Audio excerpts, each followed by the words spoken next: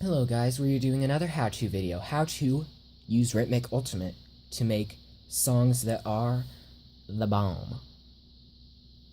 Step 1. After purchasing 5 of the Rytmik apps, realize they just made another one that costs way less than all of them combined and has an online feature. Then buy it anyway and deal with it. After realizing that it's cheaper on the iPhone, you open the software, then go to Google to look up chord progression. Seriously, if you want to make music, know your music theory. So after coming back to this video every 5 minutes because you needed to search up major chord and minor chord and all these random stuff, giving my video 5 views even though there's only one person watching it, then you can start.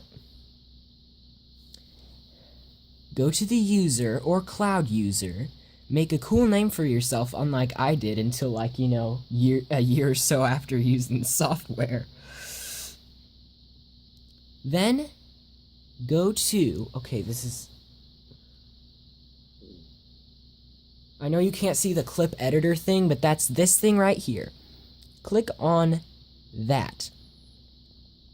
Then spend about 5 minutes browsing through all of the random instruments on here. And then take some time to decide if your song will be major or minor or a combination of the two. Then, if you're like me, realize that you can only do one of those and then erase all your hard work. Anyway, yeah, I'm usually good at writing minor songs, but they have a cool jazz feel, so that sort of makes up for it. Yeah, also, decide your genre. Rock, classical, although the instruments for classical are really not that good. So, you want to stick with more electronic, jazz-sounding stuff. I usually like to do jazz. First step before you even think about adding notes, you need a good beat. Unless it's classical music or something like that. Or it could be a dubstep remix of classical music. Okay. I like to use the default thing that it always sets it to, the dubstep kick 0.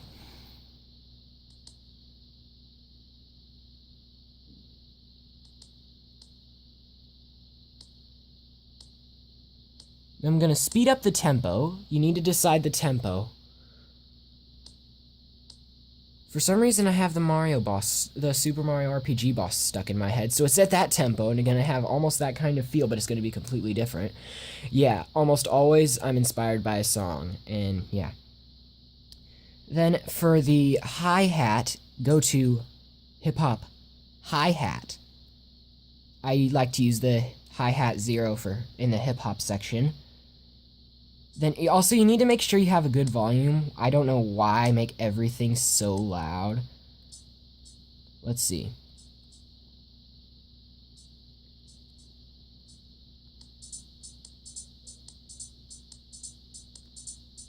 Then for the snare, I mean, you don't have to necessarily use an actual snare. I mean, you could just be like clap. Oh yeah, or snap of the fingers, that's a really good one. So for snapping, a good sound for that is the hip-hop clap 4.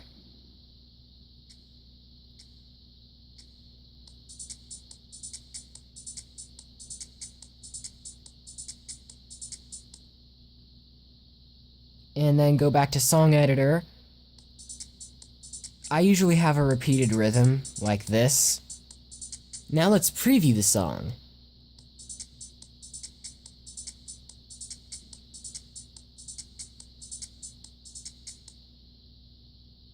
Then add a good bass track.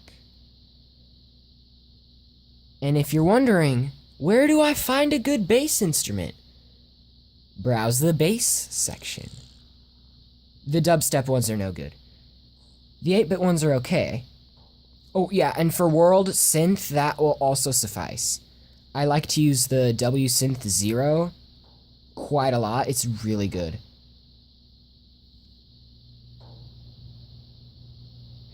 And my air conditioner is on, and that's going to be a huge distraction for this.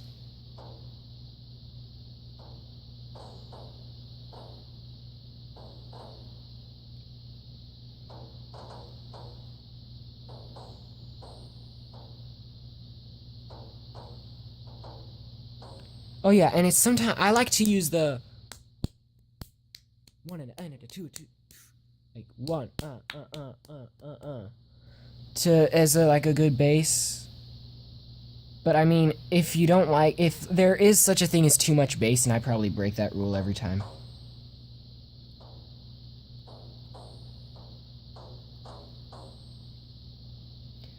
So sometimes you can have little fourth leaps and little like whole steps above, or you know, like just make sure they're not too widespread, because then that kind of ruins it. Just not too close together, not widespread. Don't be like half steps and octaves. That won't make anything good, really. Something like this, maybe.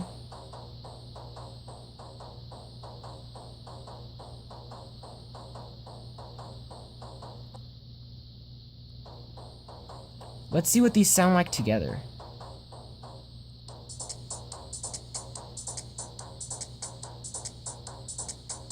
And feel free to adjust the volume as you go.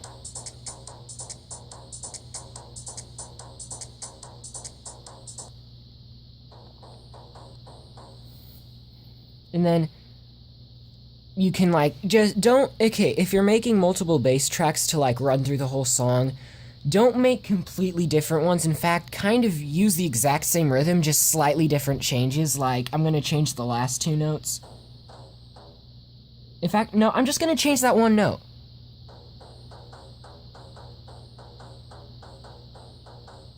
No, wait, maybe, oh, yeah, see how this sounds.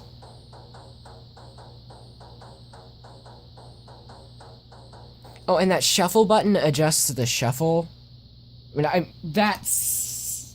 Oh my gosh, duh. I meant it adjusts, like, the, swing. Like, I'll show you.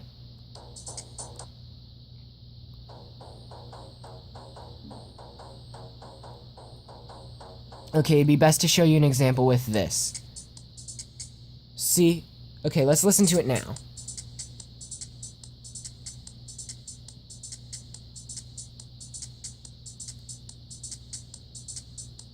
I don't know what shuffle 1 and shuffle 2's differences are, so I just keep it at shuffle 1.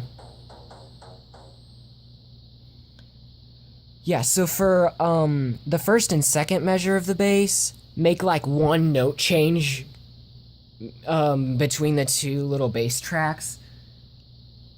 And then for the third measure, you can just use the first measure's bass track again. And maybe for if you're doing a little drum beat, if you're doing like multiple different drum beats for each measure, you can do like first measure is the same as the third measure, second measure is the same as the fourth measure, and they're like alternating kind of. And for the bass, back to the bass, because you know I'm all about that bass. Okay, I'm sorry, I probably should not have made that. Anyway, so the first measure of the bass can be the same as, you know, the third measure of the bass, and the second measure of the bass, the fourth measure of the bass can actually be quite a bit different. In fact, let's just take this one and copy it here and edit it a little bit.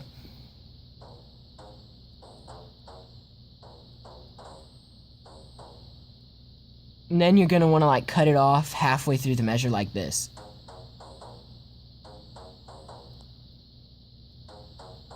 Let's see how it sounds now. Oh yeah, and this adjusts how it sounds. I guess this one's more echoey and less staticky, so I'm gonna do this one.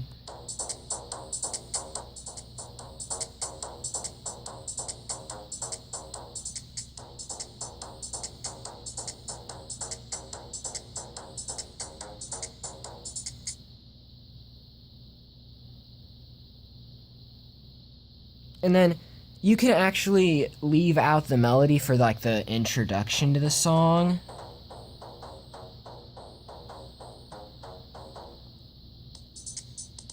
No, let's actually make another type of beat. Like just make it a slight variation of this. Like, just add another clap right there and go like.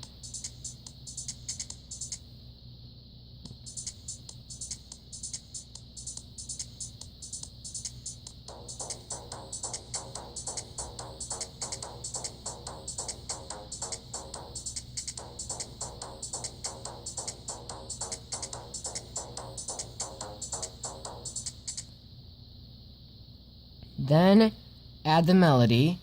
I think it's good to categorize these by different colors.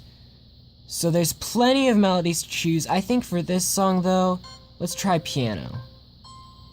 Partially just because I love piano.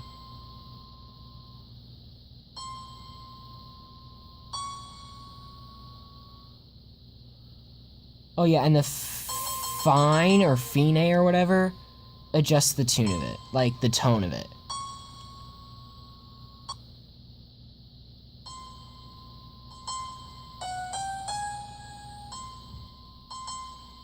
Oh yeah, and you can accent some notes too.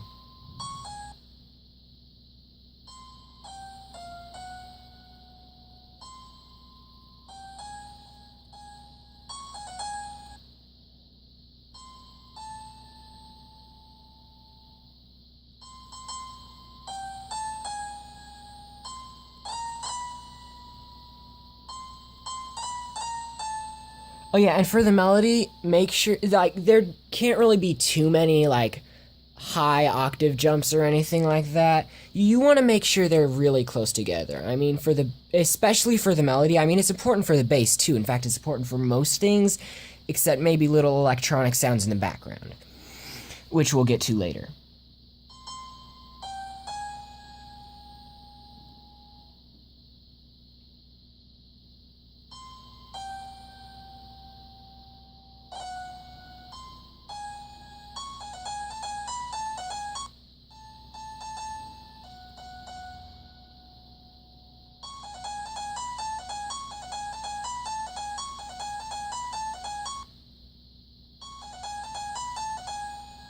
Oh yeah, and you don't necessarily even need to test how it sounds every time you write one measure of melody. So like, oh yeah, and for the first four measures of a melody, you only really need one melody. You don't need a harmony just yet. So I really just like to copy them measures because it's so easy. I mean, you can definitely edit them, but it's still very easy because the instrument's already set and you've got an idea of what you should do.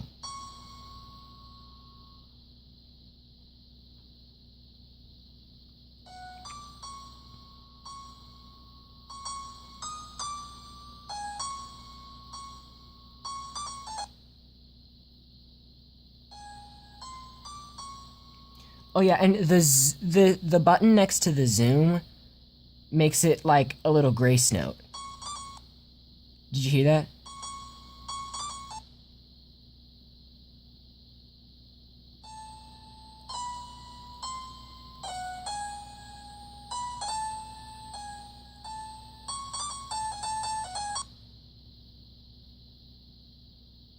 Wait.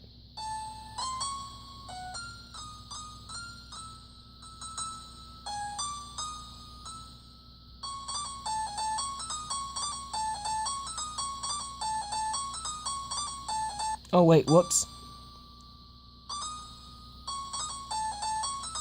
Okay, that sounds better. I forgot. Yeah, make sure your notes match with the bass notes, because if they don't, that'll be bad. Oh, for the melody, you can kind of do the same thing we did with the bass and do that. But if you want a especially good and complicated melody, you're not going to want to do that. That's actually kind of a mistake I make, and I really kind of need to control that.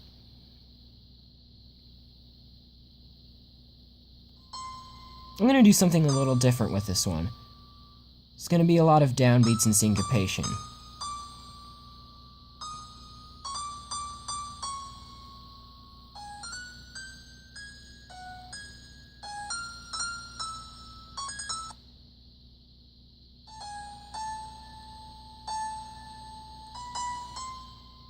Oh yeah, and in the measure you can have a little bit of reputation.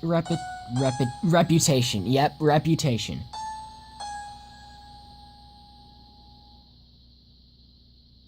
No, I meant to say repetition. Anyway, yeah. But too much is just gonna really not sound good.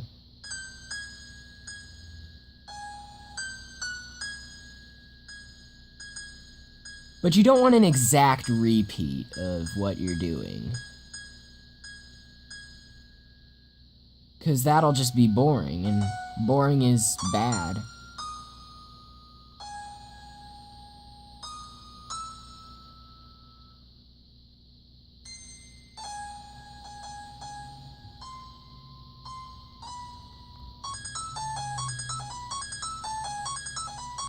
See that slight bit of reputation? I keep making that mistake. Repetition.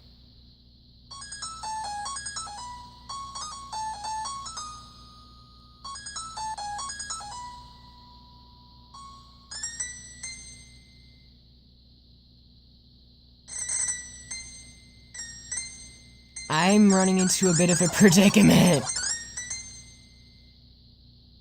Yeah, if your pitch is not high enough, you can just do this.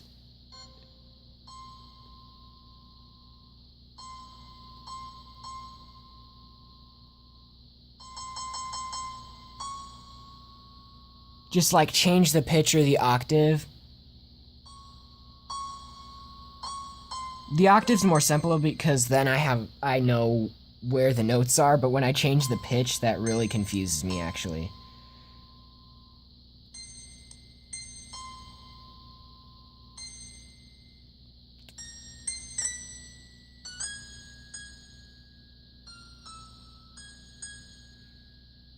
Yeah, for this last one, okay, for the fourth measure of like your cool little melody, it's great to have like a cool little run.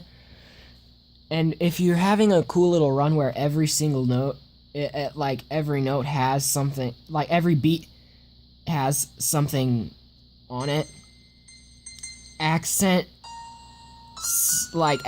every whole beat, like 1, 2, 3, 4.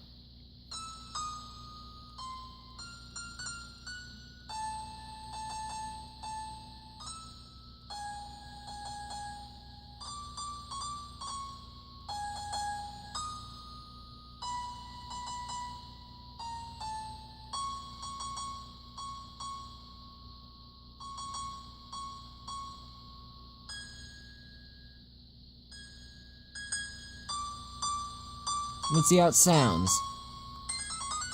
Whoops. Oh yeah, and if you're actually doing 2 different tracks to like achieve an octave or make it sound cooler, then you need to like have this one cut off at some point, otherwise it'll just echo. Now it just sounds like one track. Let's see how it sounds.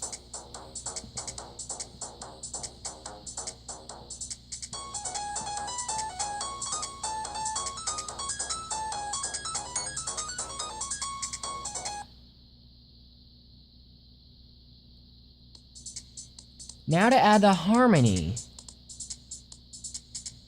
And a harmony needs to just not be the same harmonic interval every single time, because at some instances that will sound bad. I guarantee it, no matter what interval you're using. Unless you're trying to get it to sound creepy. Oh wait, we can just do this. This would be way easier. Just copy all the tracks and then make a harmony. You don't necessarily have to have it the same instrument, but it will work if you do that.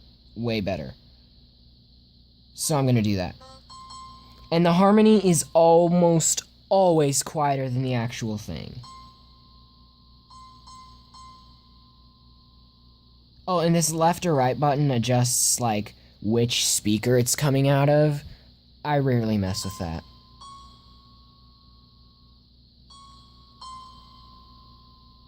Wait, for a good harmony, you can just copy this.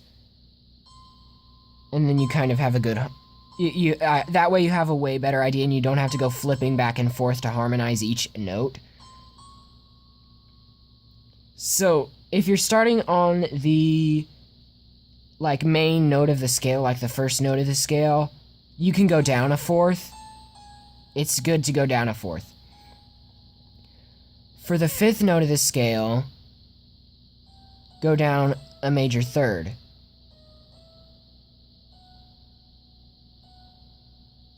Same with the sixth note. No, wait. The fourth note, I meant. The fourth note of a scale, go down a minor third on.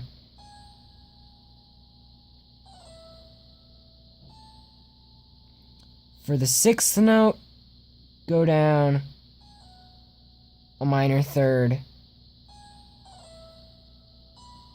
For the seventh note, a major third.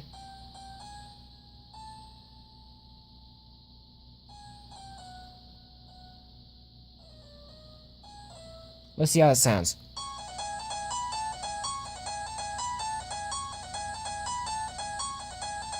Isn't that a good harmony? So now you know the basics of how to write a song. Goodbye.